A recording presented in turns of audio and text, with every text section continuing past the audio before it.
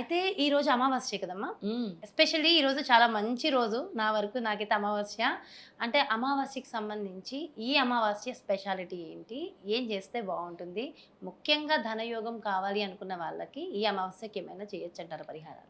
ప్రతి అమావాస్య గూడా చాలా ఇంపార్టెంట్. అమావాస్య అంటే మన నెగటివిటీని దూరం చేసుకోవడానికి భగవంతుడు ఒక ప్రత్యేకమైన తిథి. ప్రతి నెల అమావాస్య అంటే గూడా డార్క్ చీకటి, అంధకారంలో నుంచి వెలుగులోకి రావాలి. అంధకారంలో నుంచి వెలుగులోకి రావాలంటే కొన్ని రెమెడీస్ చేసుకోవాలి. ముఖ్యంగా అమావాస్య తిథి అనేది జాహ్నవి పితృదేవతలు, పితృదోషాలు పోగొట్టుకోవడానికి ఇది ఒక అద్భుతమైన రోజని చెప్పుకోవచ్చు. హ్మ్.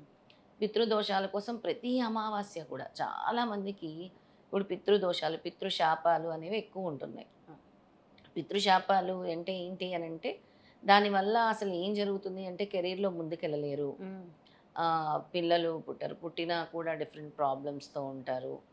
చాలా సమస్యలు అంటే ఇంట్లో బ్లాకేజెస్ ఉంటాయి. అంటే అసలు ఇవన్నీ ఏమి ఉన్నప్పుడు పితృదోషం కిందే కన్సిడర్ చేస్తాం. ఆ! అంటే పితృదోషాలు ఉన్నాయా లేదా అని తెలుసుకోవటం ఎలా హ్మ్. అనంటే కొన్ని నేను చెప్తున్నాను హ్మ్. అంతే. హ్మ్. ఇప్పుడు వాళ్ళకి పితృదోషమా, సర్పదోషమా, హ్మ్. స్త్రీ శాపమా ఇన్ని హ్మ్. రకాలుంటాయి. ఆ! బ్రహ్మహత్యా పాతకమా. హ్మ్. చాలామంది అంటారు నెగెటివ్‌గా ఉందండి. మా ఇంట్లో చాలా నెగెటివ్‌గా ఉంది. నెగెటివ్ ఎనర్జీ ఉంది. మాకేం కలిసి రావట్లేదండి. అసలు ఏం అర్థం కావట్లేదండి. అవును. మా పిల్లలు వెనకబడిపోతున్నారు. మా పిల్లల మాట ఇనట్లేదు. లేదా సడెన్‌గా సమ్ ప్రాబ్లమ్ అరైజ్ అవుతుందనమాట. హ్మ్.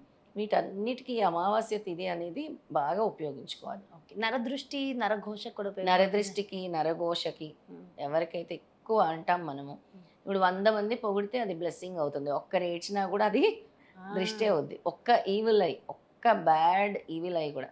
నరదృష్టికి నాపరాయి పగులుతుంది అంటాం. అంటారు. అది నిజమే కదా! అంత